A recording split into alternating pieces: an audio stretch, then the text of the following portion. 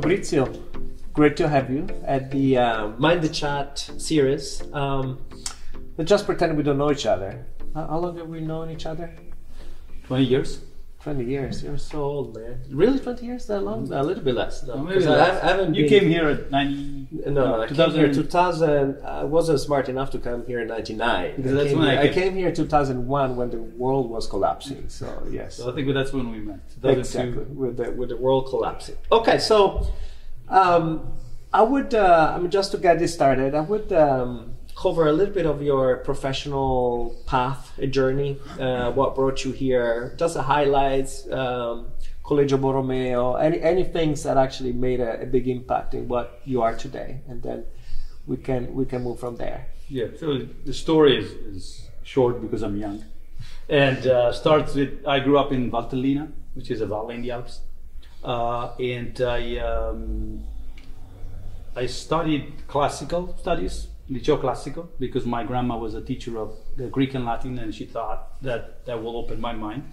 Did it open your mind? Then I started it. Then I went, and I wanted to be an engineer from day one. So I did Analysis 1, which is the first math class in engineering, and I wasn't very happy with my grandma. But maybe now that I know Greek and Latin, that helped me down the road. I think it was fun.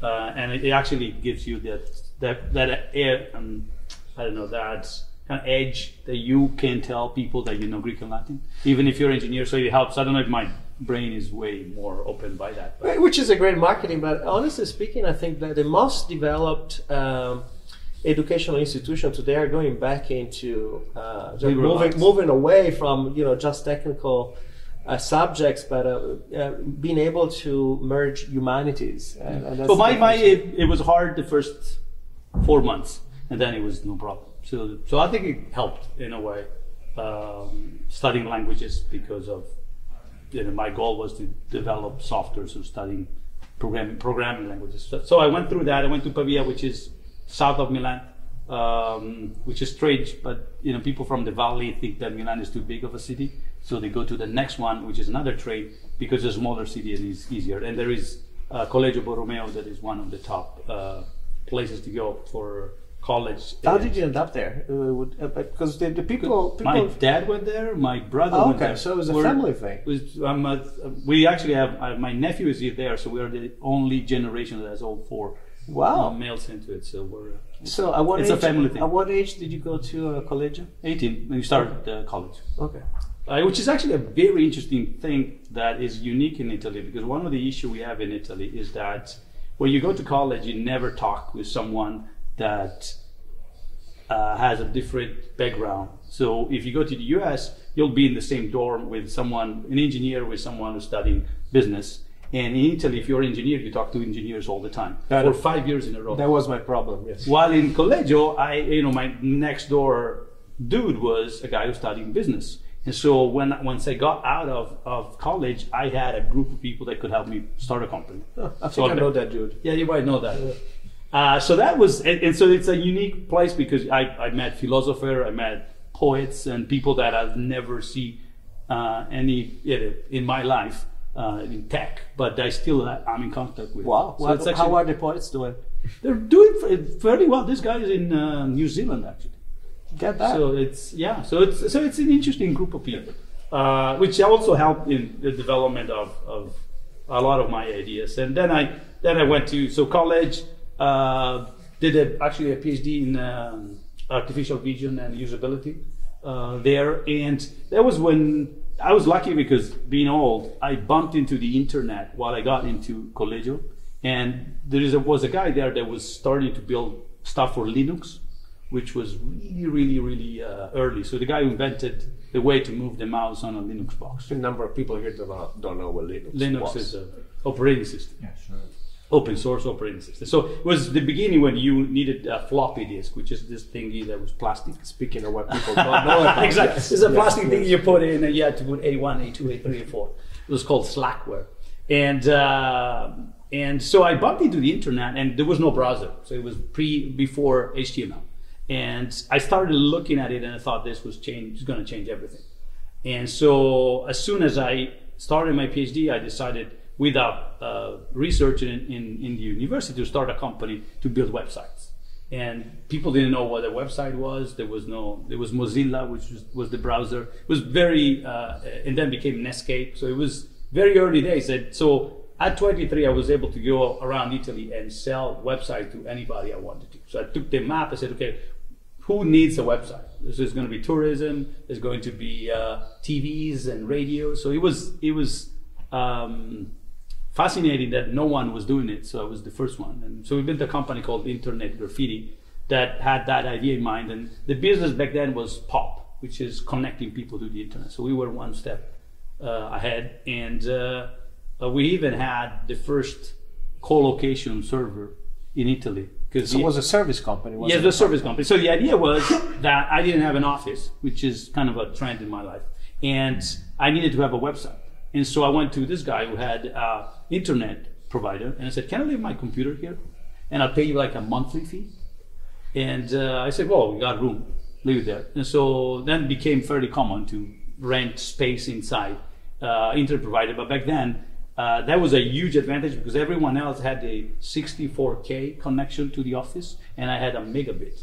So it was because I was inside the provider. So that you started that when you were still at university, or yeah, I was 23. That was first year on the PhD. I had no clue what business was, but I thought, okay, everybody needs a website. I'm going to go. One of the story I tell is that, and there's a reason why I came here. One of the reasons is that my grandma had contacted the Touring Club Italiano. So the president of Touring Club, I had a meeting with him. So I showed up, I told him the internet. I thought, you are a tourist company. And he just listened to me. And towards the end, he said, I think you're completely right. But I cannot do business with someone who's 23. And what was he? It was a friend of your grandma, so that must have set the standard. So could be. And so I left with that idea that maybe in the same time, and years later, we have the same age. Mark Andreessen was getting a ton of capital here for building Netscape, and he was 23. And here you can get money when you're 23. Yeah, I'm sure he wasn't talking to the Touring Club Italiano. It was Jim Clark, so yes. I know who he was talking to. But the idea is that if you are 23 here, it's a lot easier. It's one of the biggest issues we have in Italy is that people that are 19 to 23 do not get money, period. Now, the problem is going to be now, if you pass the 40, nobody wants to talk to you. And then you're older. That's a different that's ageism on the other side. I think this is a time, 23, when you're really creative, that you can change the planet. If you look at Facebook, Google, all these people that actually changed things are that age. Once you get 30, you're probably too old to build that company of that size, and which is kind of strange. So good thing I still have a few years. Yeah, exactly. You go. When you're 40, you're pretty much dead. But it's one of the reasons why this place is magic is that nobody looks at who you are, what you have, and who's your dad. So you moved here sometime. Yeah, then I moved here in the 90s. Yeah, I moved here, started another company, was successful, came here with the idea of playing in the Champions League instead of playing in Serie A. And then I wanted to start a company, and I didn't have a visa, which is fairly common if you come to Silicon Valley. And they told me, you need a job. So I got a job, and I was managing a product to allow people to buy stocks online. So we built the engine for Fineco in Italy. When people at 99, everybody wanted to trade online. That's when I got my Fineco account. It was actually pretty cool. And what visa did you get? I got an H-1B. Oh, because I came here, because they hired me. So at first I had a J2 because I came because my wife started working at Stanford. So I had a B1, then a J2, then an H1B. Oh, so you did the whole. I knew more about immigration, legal immigration, than most of the lawyers here. And then I got a green card. So, and the beauty of that 3 years I spent at TIBCO, it became Reuters, was that coming in '99 and leaving at 2002. And building a consumer product for buying stocks when the stock market crashed, we went from hiring everybody that could breathe to firing everybody that was in the office. Including eventually shutting down the entire office. In 3 years. In 3 years. So that scene you see in TV where people have a box and they just get shipped out of the company, I've seen it. I lived through that. You go in the morning and you swipe your badge. And you don't know if it, because they told you that you're going to fire 5 people, but they didn't tell you if someone is going to fire you. And so you keep firing people, hoping it's not you. And you always keep some people on the side. It was, and things that you don't see anywhere else. And the company was a lot of the company in the valley were not used to firing people. So the first time they did it, they just didn't know how to do it. They screwed up. It was just, it was a massacre. So anyway, and then eventually I got my green card and I could start my next company. You got the green card right there at TIBCO? Well, that was a good reason to be there at the time. It was the only, it was, I wanted to start a company and maybe they saved me because I was probably late, although it was 99. But then I started Funambol during the nuclear winter, which was a good time to start a company. And so let's talk about Funambol because this is when I think people start recognizing you also as a model. Today, a good number of people especially in the Italian community, see that as a model to replicate. They call the Funambol model or the Capobianco model. So let's talk a little bit about that because now is giving for granted the fact that it's impossible to build a product here. The cost of resources is astronomical. Retention is the #1 issue that people have, and we were there. I remember because I followed you, either as a peer, as an investor in some of your ventures, but mostly as a friend, and also going through the different phases as we're trying to sell how that model could actually make a substantial economical sense. So let's talk a little bit about that. How we're talking probably 2005, okay, before that. Also, kind of the substantial fundraise that you were able to attract. That was first thing that I noticed. I was here in '95 as an invited scientist at the HP labs, and it was the first time I noticed that because of the internet, which was something that I was really a believer in. When I came to HP, I was working in Java Alpha, which is a software language to write code, and nobody at HP knew about it because it was done by Sun, which was in Menlo Park, and I knew about it even if I was in Pavia. So at that point I realized that my knowledge and their knowledge was exactly the same because the internet allowed me to know stuff. So that was the first thing that I thought, okay, I can build software from Italy as much as they do it here, even if I'm not here. And then I went through those 3 years at TIBCO, and the team I was with and managing, both here in Silicon Valley and the one we had in Asia, were not better than the team I had in Italy. And so that was, for me, when I wanted to start a company, I thought, okay, I'm going to hire the first 10 people are from my previous companies because the people here are not better or they don't work harder.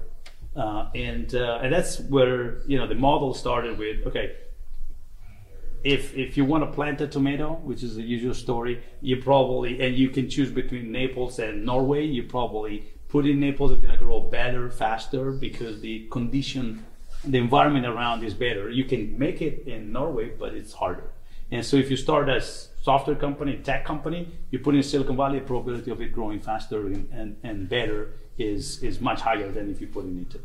But when it comes to developing the code, it doesn't make any sense to do it here when you can find talent overseas that is as good as you can find here. So I think I think cost is really not the factor. So if you're looking for cost savings, I think it's a bad idea. But the problem with Silicon Valley is that you do not find talent. There's no talent here. Because if they are good, they're starting their own company. If they don't want to start their own company, they're going to work for someone like Dropbox or someone who's about to do an IPO. If they really don't want to risk, they're going to go and work for Google, Facebook, blah, blah, and make a lot of money. And if they can't, they'll come working for you. But if they can't, they're already the 4th level and they're really not good. But they still want chef's meals and they get used to that. Yes. So the reality is that the pool of talent here is so limited, it's not good. While if you go to Italy, for example, you can get the best people in the country, and they are motivated, they work hard, and they're as good as the top you find here. You think that that model hasn't changed over the years from 2002? Not just model, but the gaps that you saw in 2002, 2003, 2005 to today are still kind of similar. I think it became more normal, even for investors. At the beginning, when I took the first $5 million in 2005 for Funambol, but with two VCs here, I was the only one with my backpack and I had a team in Italy. And it looked really weird. We were able to do it because... The backpack looked weird. The backpack looked weird. It's like Italy. For software, it was strange, and I think I like Italy, Venice, Rome. Well, I like it. We'll do board meetings there. And actually, I thought that was actually a negative because then the other partner in the firm will say, "So you're investing in Funambol because you want to go to Italy for board meeting?" So it's actually like turned out, for business yeah, it turned out to be a negative. So it was harder to convince people. But I think now is more normal that you might have a team overseas. Back then, we had a lot of traction. So the only reason why we made it is that we were becoming the biggest open source project in mobile. Mobile here was nowhere to be found because it was all in Europe. And so we were bringing something from Europe that they didn't have here, and the traction was showing that we were going like that. So at the peak of the traction, you raised 25 or 30 million, how much? Yeah. And how many people, what was the ratio between people here versus people in Italy? I think we had a point, we were over 100 at a certain point. We had probably 15, 20 here. They were mostly marketing was and sales, services marketing, and sales, finance, legal. There was zero development here. Zero development. We had the product manager. Okay, product manager. That I thought it was needed to be here. And then we had my co-founders, the CTO and VP engineering was in Italy. And so we had the entire engineering department. Yeah. And then we have salespeople spread out worldwide. Well, there still are, by the way. But so why did you think that the product manager had to be here? Because the issue is that so first of all, one of the biggest issues that we have in Italy, and I talk about Italy, there's probably a lot of other places that are similar, is that there is no product experience. Because nobody has built a product that scales to the millions. I mean, there are very few companies that can say in software they've done it. So that experience is very important. And then two, I think that product management needs to belong to marketing and strategy rather than being part of engineering. And there are other companies that have a completely different opinion where product manager is part of engineering, because the problem is that engineers build products for engineers, and there are not that many engineers, and they usually, one of the jokes we made in the past is that when you have three options for a product feature that is a UI UX feature, you just show it to the engineers. The one they don't like is probably the one that they would go, that the normal people will understand and use. So it's I think the issue with product management belonging to engineering, then if you put in that the engineers are far away, it makes it more complicated. The issue is finding the right person here that can communicate with someone overseas that understands the product and possibly speaks their language and wants to wake up at 5 a.m. every day. Yeah, so would you do that, and then we talk about the current venture, but would you do that again in the similar fashion in the setup of, if you had to, pick and choose? Talk TV, I did it. So one of the things that I didn't like, and it's hard for me to talk about it, but when we had to scale at Funambol, when we raised 18 million in the Series B, the issue was how do you scale in a small town? How do you hire 30, 40, 50 people in a small town like this? Right. And Pavia is far away from Milan. There is a train, it's 10 minutes. So people don't come to work in Pavia. Even if it was in Milan, this actually, I think the concept is understandable and the economics make perfect sense as all the others. But in Italy, one of the issues that I've seen over and over is there are no concentration of entities that would make the filter for you. So here you go to Stanford, the quality is a certain kind. Go to companies already do the filter. In Italy, it's hard. It's all spread out. There's a lot of talent, but it's mostly spread out. So there is a lack of a concentration. And they don't want to move. All the people we managed to move to Pavia left. Which is interesting. So the high retention of Italy is people that live there. Some of the people that we were able to just move from South Italy because they saw the opportunity to work for an American company and build a product, stay there for 3 years and then move to a next job. So that's actually because they are the ones that have that kind of attitude, which is very positive. But the retention is the same as you have here for those people. So if people start moving, then they don't stay very long and they go. So we kind of miss the value proposition that we were talking about. And so the idea of Talk TV, which is I will do it again, but the employees of Talk TV work from home. So they are wherever they are. So I get the best talent and I don't force them to move. So I have people in Sardinia, people in Sicily, in Rome, North Italy. So I would do the same thing with the headquarters here and a team overseas, but without forcing people to move, so you can get the best talent and they can live from wherever they are. And that to me is the next step from Funambol, is the liquid company, so that there's no office, everybody is which is today, again, talking about things that change in this period of time, this is today kind of a norm. A little bit less for very large companies, but I think most of the startups I see starting from here, they are liquid by necessity, and that drives different kind of complexity. How do you keep people aligned? So you need to, as you guys do, I think, as we do as well, you need to go, regularly into, a more synchronization mode where you get everybody in one place and you do kind of an alignment that I think is absolutely necessary. I want to talk a little bit about your view of how the fundraising has changed, also from a point of view of an outsider coming here. You need to prove that you haven't been to the usual suspect here, and so how is that different based on not just the view from an international entrepreneur landing to Silicon Valley, but also in the macroeconomics of fundraising? How do you see? So when we started in 2003, 2004, it was after the nuclear winter, so it was hard to raise the first capital. So seed money was not existing. So we had to, boot the company, bring cash in, make it profitable, and then we could go out and raise capital. And I think right now it's a lot easier to start. It's easy to find 25K, 50K, 100K. There are startups, incubators. Yeah. There is it's so almost many. Too easy. It's almost too easy. A lot of people think and then become the CEO, and they think that that's a cool part, and they got 25K. And unfortunately, 25K don't last very long. So what happened is that the second phase, which is raising Series A, is becoming really, really hard, because you need to show traction. So it's easier to raise some money at the beginning, but then the next level, it is much harder. And then funds are becoming bigger and bigger and bigger, and they want to throw money at C rounds, at D rounds, and scale company to scale. So once you get through the A, even going from A to B becomes really, really hard. Well, I think also the definition of A, B has been changed over time. So seed, A became the seed. So seed is easy to do because it's easy to find some money. But then the next step is much harder. And if people expect, since you got money, that you have a product that works, so you have traction, you have revenue, and so I think it changed.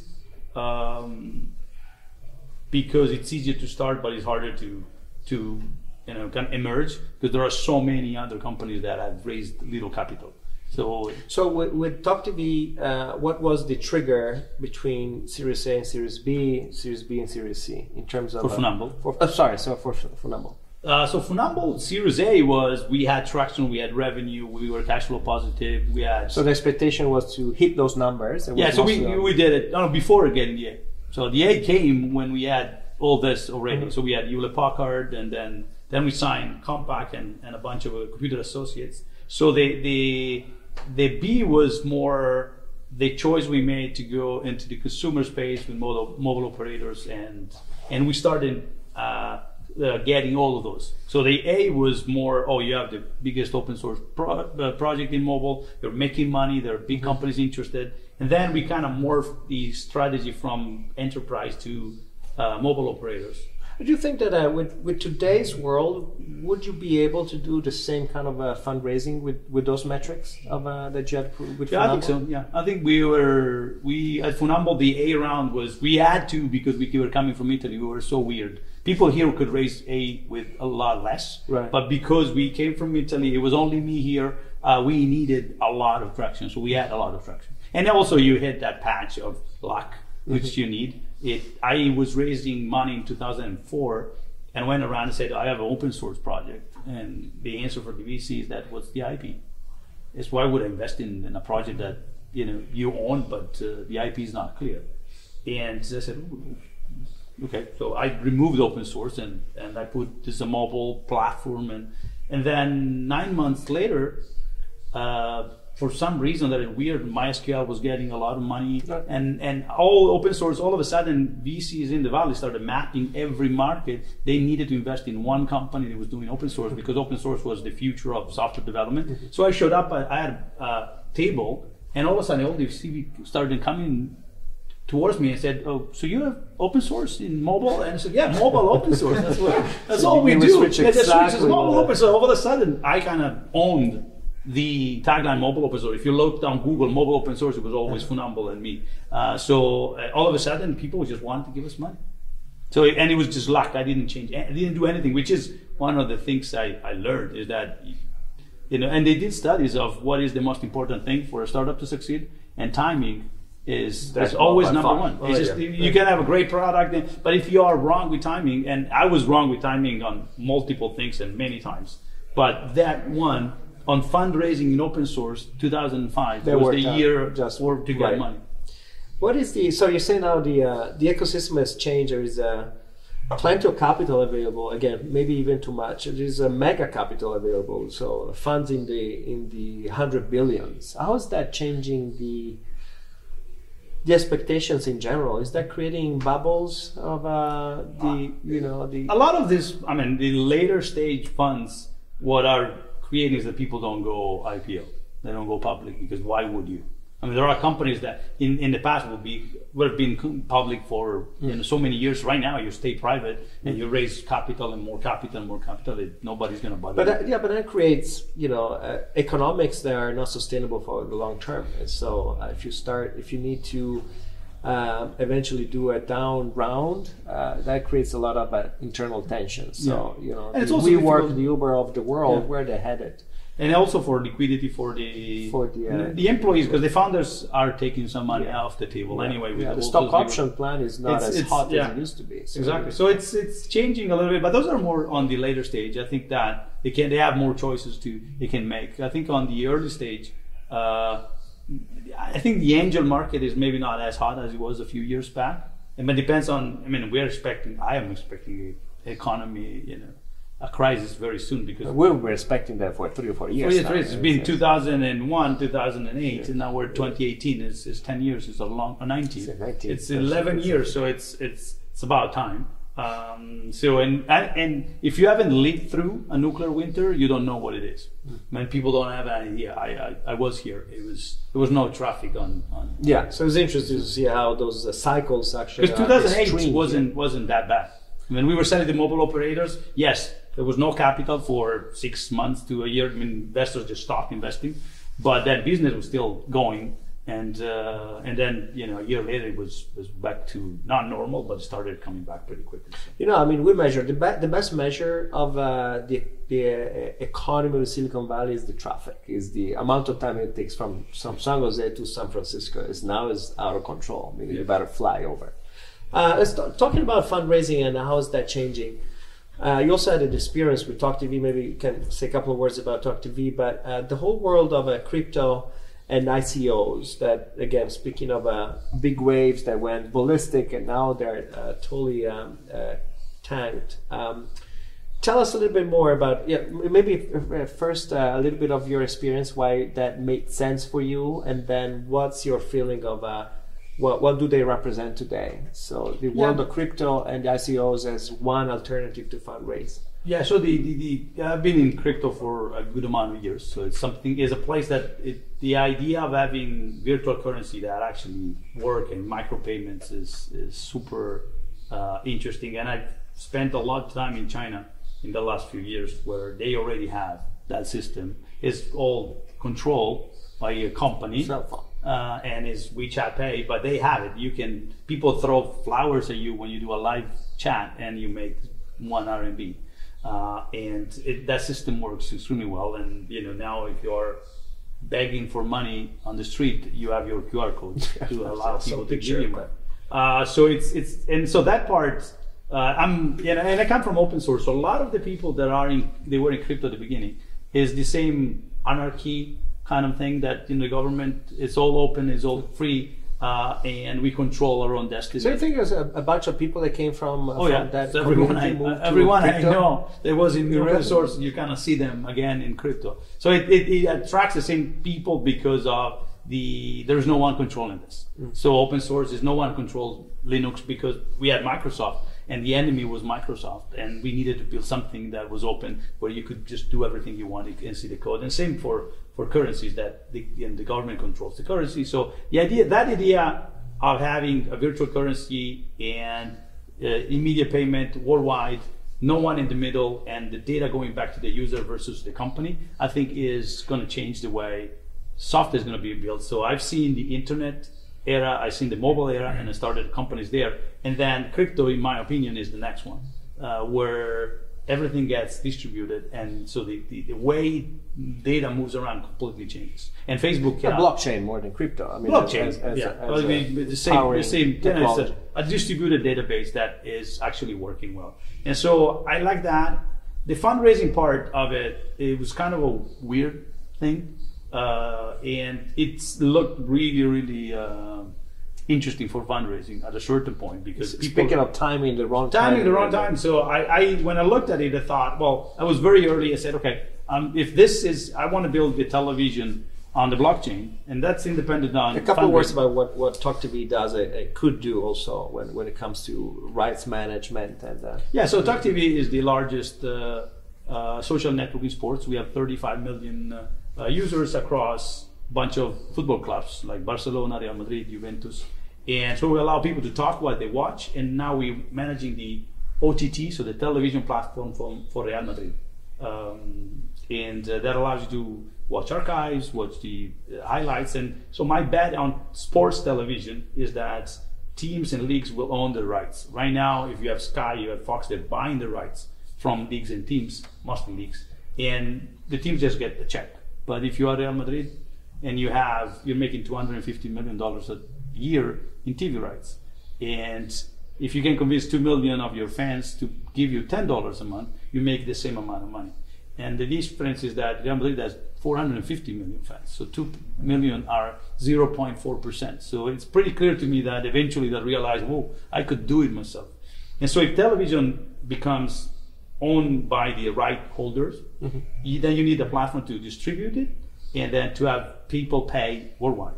And I think payment is one of the reasons why Sky is still there, because they have a relationship with a person, and then you don't move because it's too difficult. But then once you create this virtual currency, it becomes easy to pay, manage the right to watch, that is transparent. You do advertising, which is transparent, because when people click on an ad, the brand knows that they actually clicked without being forced to ask Facebook if it's true, and Facebook says, sure, they clicked. And charge you. And then the other part is that the user can own their own data and give it to the advertiser if they want to. If you want to pay for watching a game, you pay. If you don't want to pay, you want to give your data to McDonald's, you can do that as well. Why do you think that hasn't happened? Blockchain on the side, but that the brands like this have not interiorized their digital rights, the ability to distribute their own content. They are. I mean, if you walk into Real Madrid today, they will tell you we are a media company. We're not a football club. We put together a show twice a week, and we should make money by distributing it. And right now they're not, but I think they're gearing up towards that. Yes. And they're not the fastest enterprises. I mean, the value of Real Madrid being the #1 brand on Facebook, they pass Coca-Cola, and then you see the revenue of Coca-Cola on a daily basis.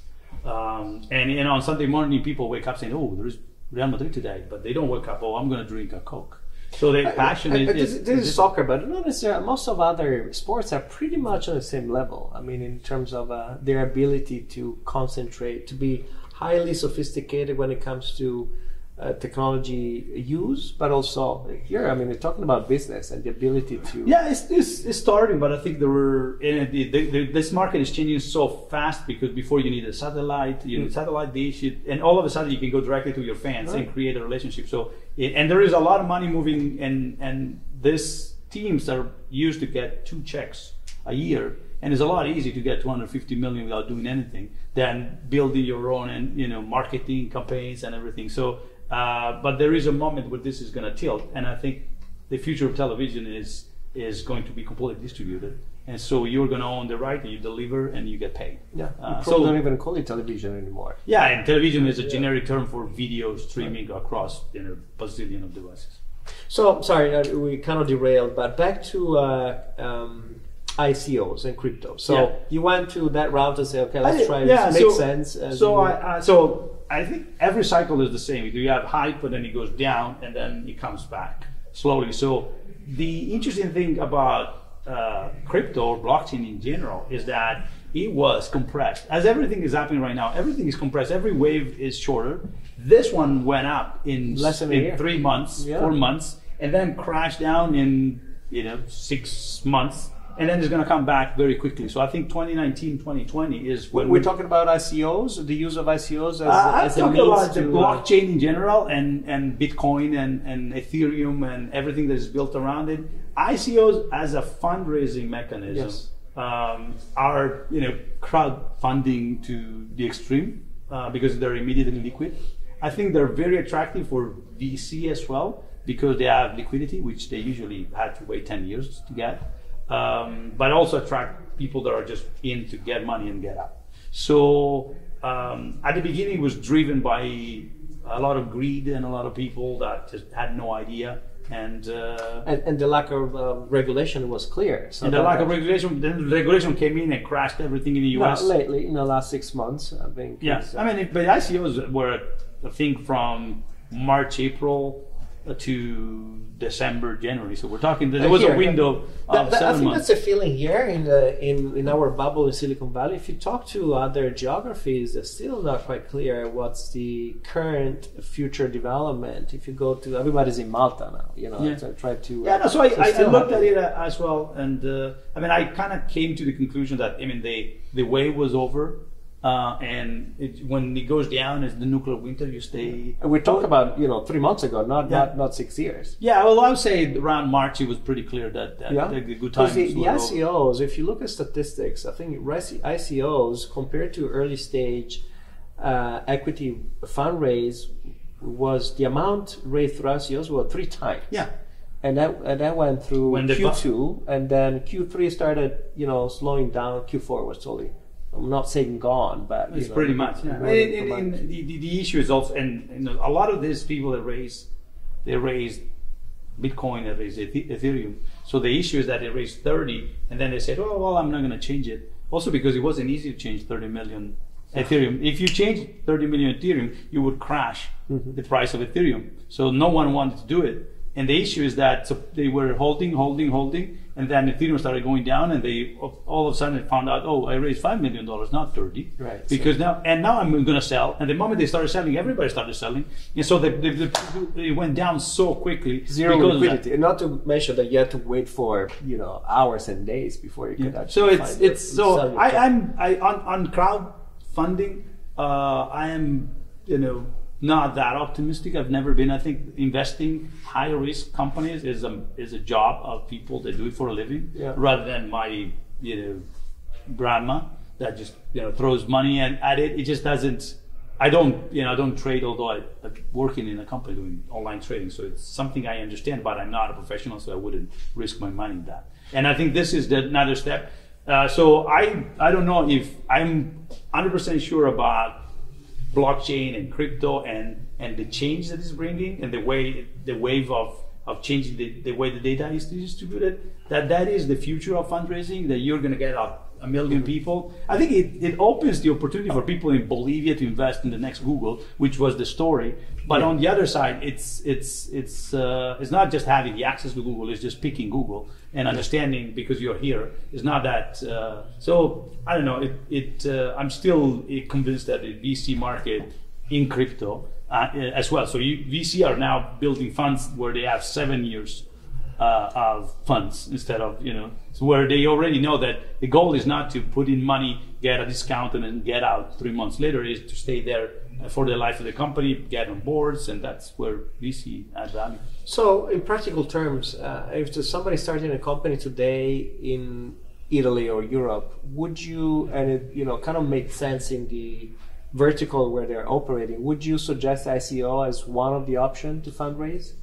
Would there be a case where if you are a pure crypto play, and then it could make sense. But they tend to work. Those work when there is a community that is already built, and you can convince your community to put money into your thing, because it's crowdfunding. So if you can build a large community and then ask for some money from everyone, that it makes sense. But first, you need to build a community. How about the regulation? When would you do that today if you were to pick? a place where you can plan? Yeah, I mean, today I'm convinced the US is going to be the best market to do ICOs down the road. Today is impossible, almost radioactive. Nobody. So right now I would do Malta or France. More of all places. Switzerland is starting to build quite a bit of a regulation as well. It's hard to open a bank account. This is not one of the issues, that you got a lot of tokens of different currencies that you cannot convert into dollars, and all of a sudden, until it goes up, it's not a problem. When it goes down, you want some. And people, it's hard to pay developers with Bitcoin when it goes down that much that quickly. So I wouldn't do it today. But there might be occasions where there are opportunities where it still makes sense. I mean, it's like crowdfunding. There are situations where it makes sense to start with Indiegogo or other. You have to have a special product that really works in those scenarios, or you better follow a different path. So I was looking at some of the books that we have here. Start, Love and Repeat, and the book of mistakes, and talking about the ups and downs of economies, but also as an entrepreneur. I mean, you've done a good, I'm not counting now the number of years, but so one thing that I would like to address is how do you maintain a sanity of mind where things are going so dramatically up and down, and every day is there is no tomorrow. And so I think knowing you kind of developed also a personal philosophy how to go through that. And maybe it's something that you want to share. Yeah. So one of the first books I read, and when I came to Silicon Valley, I wanted to start a company, I said that the hardest part of being in a startup and starting a company is on your spouse. I knew you were talking about your wife. It was just a matter of time. And that's actually true. She reminds me of that paragraph pretty much daily, because it's painful. It takes a lot of your energy, and it's very hard to think about anything else when you do a start. So the emotional investment, when you wake up in the middle of the night and the company's about to die, and if you don't raise money, then the company's going to die. Which happens pretty often, by the way. Which happens very often. With all the companies I did at least, I had that phase. I mean, at Funambol, I remember that day where we were getting, I don't know, it was $3 million, $2 million for first to Series A. And I was talking to, the investor called me and said, we need to raise another million, do 3. So no, we agreed on 2. We had everything ready. It was the day before closing. And I spoke with Alberto, which was my co-founder, and he said, we agreed, it's like, look, it's the last day. He is not going to back out. Just, let's go push back. He says, no, it's 2 because we don't want to give you, because it was a 2 on a 8 million pre. So it was a good deal. And 3 doesn't make any sense for us. So take it or leave it. And then left it. You left it. So the next day I looked at the bank account and we had no money whatsoever. We had no way to move forward, and we just let a guy go because he wanted to give us 3 million instead of 2 million. And that was some of the moments where you think, oh man. What the heck was I thinking? That's where your wife becomes important. Yeah. So I think on how you develop with time an ability to kind of develop a philosophy around what's important for you in life, how you balance family and work, and then you have time to meditate and think. And do you meditate? I do in the jacuzzi. You do it every day, I do a daily routine in the morning when I can. Of meditation, which was just sitting, but then the jacuzzi for me is really the moment. At the end of the day, when it's only me, so it's my jacuzzi. So I spend half an hour there, because the issue, and when I think about what I've done and what I want to do for the next one, and it's just trying to just stay calm and just, because the problem is that you are always on the spinning wheel, and the anxiety level go up, and if you just stop and think, it helps. It is a very high stressful job. There's no question about it. It's a lot of fun because you're creating something from nothing. People give you money, but then people give you money, and all of a sudden you're so excited. I got $5 million, and then they say, and then 2 weeks is like, oh, where are my $5 million? What did you do with those $5 million? It's hard. And so don't ever raise money from friends or family, because that's add another layer.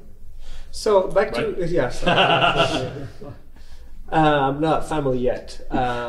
Routine. So tell me a little bit. Yeah, so I work from that. home. So How did that develop over time? You know, in general, also know your routine. I'm talking about meditation, of things that actually help you, again, in maintaining sanity. What do you, if you were to give some specific example, at least what works for you? Specific for me is, and I said that to all employees I had, Italy is different because people take time off. In the US, people don't take a day off for months and months and months. They go a year or two, wears you out, and they burn out, and then they're absolutely useless, and they take 3 months of vacation and they start again. So their graphic of productivity goes down like this, actually towards the end, and then you need to go and do another company, do something else. So to me, the goal is you should take a vacation every quarter. It's got to be a week. That's not going to work for Mind the Bridge. So you have to take 4 weeks a year, which is not too much, but it's got to be once every quarter, and it has to be a week. So if you're out of the office for a week and the company goes belly up, it means that you're not delegating, and you're when you not say doing, you, is that a founder? you anybody. If you are in a company, you go away for a week, and the company something panic happens, it means that you're not able to delegate. You know too much, you're holding back. If you go for 2 weeks and nothing happens, you miss, you're probably not useful, you should be fired anyway. So a week is the time where you should go, and everybody say, oh, it's coming back on Monday. So it shouldn't be a drama. And that week, you should, if you can, completely unplug. And to me, unplugging is, in a month, I'm going with RV, which is camper, seeing the president's faces in South Dakota. I go to places where there's just not connectivity.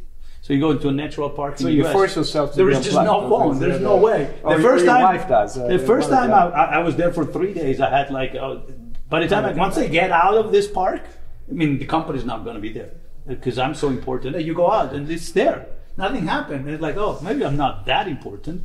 And you kind of have that feeling that. But I read books. I did a lot of things with the family, and I was completely disconnected. So it's just finding that moment and do it often instead of doing, I'm going to work for 9 months and then take a month off. A month off for a startup is impossible. I mean, if I take a month off, the company should collapse. Yes. And if it doesn't, then I'm too good. Yeah.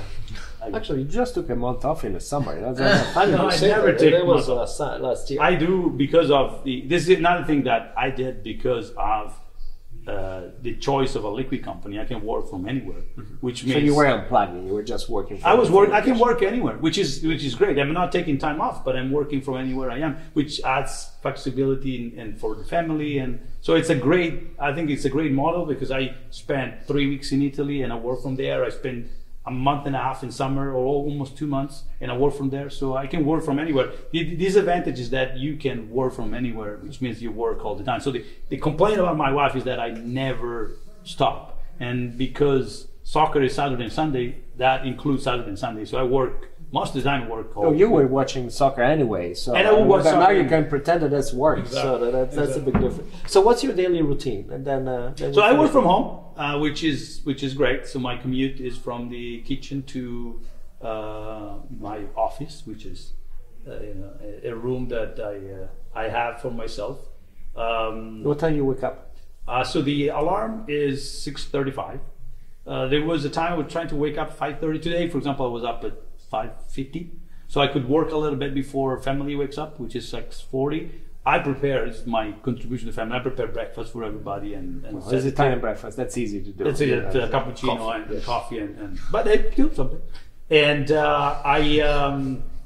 and then we had breakfast, then I worked for another 20 minutes from 7:10 to 7:30. And I kind of clean up most of the stuff that is bubbling into Slack because I have a lot of partners and people in Europe. So when I wake up here, it's hard. So when I could, I would wake up at 5:30 and meditate for 20 minutes. So you stop what you were doing, you go there and you meditate 20 minutes? No, I stopped. I wake up earlier than everybody. So I had this thing put on that will vibrate so I would not wake up my wife. Because she would not be happy. Then I drive my daughter to school, which is another task. And then I come back and I usually walk the dog. And if I cannot walk, that's kind of an extra meditation. Exactly. So my walk with the dog till from 8:15 to 8:45. And then I start work. I'm just sitting in front of the computer. I have a lot of calls in the morning till either lunchtime. And because that's Europe, they're all awake. Then I have lunch. And I try to do lunch with someone because it's good to be home, but then you're lonely. So for me, lunch is the opportunity to meet somebody, socialize. And so usually if people write to me, most of the time they say, "Oh, can we kind of meet you? Can we meet?" I say, "Yeah, let's have lunch," because at least you're talking to someone. If not, is soccer on TV that you need to follow? There's always and then the afternoon is a lot better because the pressure from Europe goes down. Foreigners go to bed. Although I work with China, I work with Spain, so that around 5, then China wakes up. So that becomes. But then I get to 7:30 and I'm done. 7:30 you don't open emails anymore? 7:30 it's no. My phone is in my office. Everything is segregated. Sometimes my watch vibrates, but then at 9 it also goes in sleep mode, so there's no way. So I shouldn't write you email after 7:30. No, 7:30 to 9. It's even text and 9 texts don't come in anymore. So for me, the evening is, unless there is something special, then which it happens, but it doesn't happen very often. I tend to just unplug because I sleep a lot. Because at 9:30, 10, I go to bed. So now it's becoming a thing. Yeah, it used to be becoming a thing and not to sleep. Now there's I need to sleep 8 hours to be fine. And I don't never sleep 12 hours, but because I don't have to catch up. But 8 hours for me is what keeps me healthy. And then I do some sport. I run every 2-3 days when I can, when the weather is good, and I go skiing if I can. So last question: is entrepreneur still the best job? I think it's a horrible job. I would not recommend to anybody. I mean, it's really, really demanding and it's not fun. I mean, out of the 365 days, you got 2 or 3 days that are good. The rest is a misery. So it's just not. I mean, I like it because I'm crazy, I think, but in general, I would not recommend to anyone. Now, would you be able to work for somebody else? That's the other issue, right? So when you grew up, I worked for 3 years for TIPCO, and I found that the politics were killing me. And that was a small company still. It was, it went IPO that year, 99 when I joined. So it was just so hard for me to just not go at my pace and have someone tell me that I was doing too much. And when I started working, I was working as if I was in my company. And then my boss said, "Look, you're making me look bad." So it was a kind of and then so my wife remembers that 3 years as the best years. Beautiful She was pregnant. I was there for her all the predictable, time. Predictable. She was so happy. And there was a salary coming in every month. I was making more money than I ever made. So it was But on the other side, I thought I was dying inside because I was waiting for my green card because I wanted to do something. But so I would not. I think it's a job for few people that can also manage the pressure in a way that doesn't destroy their life, and then the goal should never be making money. I think. Well, that helps, at least to keep the wife happy as well. I don't think she needs money. Okay. She would need. So what she wants right now is that I get out of the house. I know, I can see that. So that's the issue I have right now, is that this liquid company is the issue. My wife says, "You know what? It's a liquid, so liquid is supposed to flow. Just go." So she's not happy that I'm there too much. All right, we'll see what your next career will take you. So, all right, thank you, Fabrizio. It's been a pleasure. Thank you very much. And we'll be back with our chats. Bye.